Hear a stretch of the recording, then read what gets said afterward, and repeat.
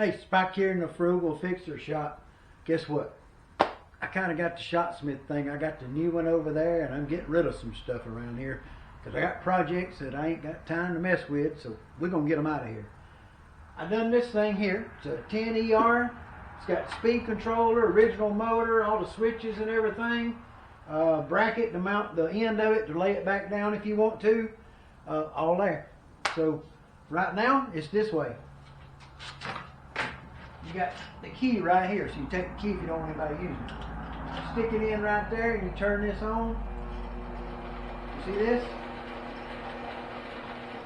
If you want to go faster, turn it up. Turn it up more.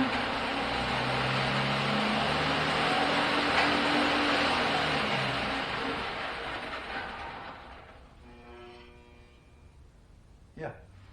But like I say, got the original speed controller if you want to go back to that, or if you want to put this in and use both of them together.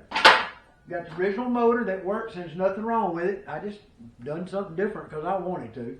And right now it's in my way. And I've got another one over there and I don't need it. So somebody wants it, I'm going to put up a description and I'll throw a price up. And you can have the machine with the conversion and all the parts to put it back. So yeah, I ain't shipping nothing though. Just be aware of that. So hope you're somewhere close in the southeast here, okay?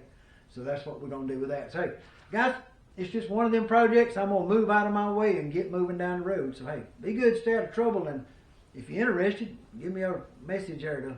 The email's in the link down there. Just put in it 10 ER. I'll know what to look for. Be good, guys. Thank you much. And next time coming by the Frugal Fixer shop, we'll find something else to look at.